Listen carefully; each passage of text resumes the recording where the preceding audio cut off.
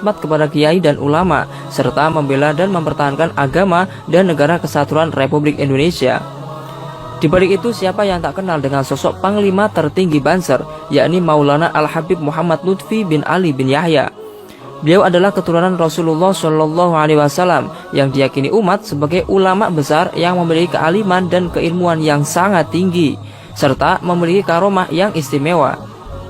Beliau juga dipercaya sebagai Presiden Thariqah Indonesia dan Ketua Forum Sufi Internasional. Beliau juga ulama yang memberikan gelar Syekh kepada Ustadz Abdul Somad. Kisah karomah Al-Habib Lutfi yang luar biasa sudah banyak diceritakan dan disaksikan langsung oleh para santri dan pengikut. Pertama, seekor kambing tunduk kepada Habib Lutfi.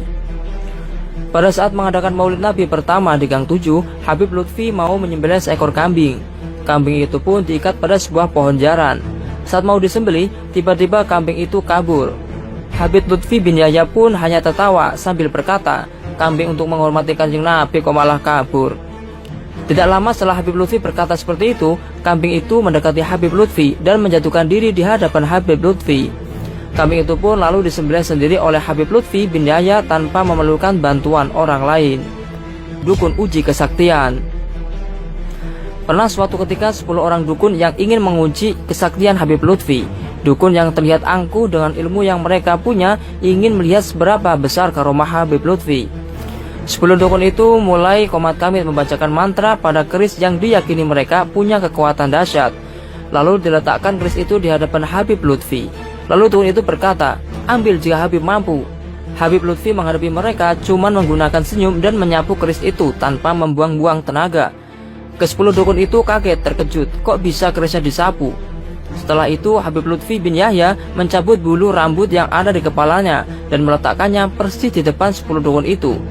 Maka beramai-ramailah dukun itu dengan sekuat tenaga mengambil satu helai rambut Habib Lutfi. Tetapi tidak satu pun mereka mampu mengambil bulu rambut itu. Akhirnya 10 dukun itu segera meminta maaf dan menjadi murid Habib Lutfi hingga saat ini. Yang ketiga, menyembuhkan kaki patah. Muhammad Syamsuri ialah murid Habib Lutfi yang pernah mengalami kecelakaan di tol Cipularang dan mengalami retak tulang kaki hingga sang dokter sudah tak mampu menangani lukanya. Namun Syam tidak putus asa. Ia kemudian pergi menghadap Habib Lutfi bin Yahya di Pekalongan untuk meminta doa supaya ia bisa kembali kerja di Jakarta.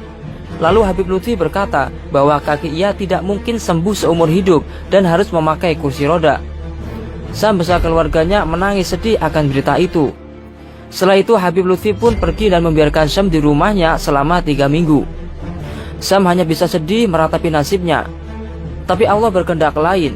Suatu malam Syam bermimpi didatangi Habib Munzir Al-Musawa dan memberikan lembar jadwal Majelis MR sambil berbisik, "Bilang Habib Lutfi bahwa kamu ikut saya di Jakarta." Pagi harinya Syam lantas menemui Habib Lutfi dan berkata bahwa ia mau ke Jakarta membantu dakwah Habib Munzir mengatur lalu lintas. Mendengar hal itu sontak Habib Lutfi pun kaget. Syam lalu menceritakan kisah di dalam mimpinya. Akhirnya Habib Lutfi kemudian memeluk Syam dan berkata, "Kamu besok sembuh, pulang ke Jakarta berkah." Habib Lutfi kemudian mengusap kaki Syam dengan air beberapa kali. Atas izin Allah kaki Syam sembuh dan kini Syam bisa aktif kembali membantu lalu lintas majelis dakwah Habib Munzir di Al-Munawwar dengan aktif. Wallahu a'lamu bishawab. Terima kasih telah menonton kisah ini, semoga bermanfaat dan memberikan kepercayaan kepada kita.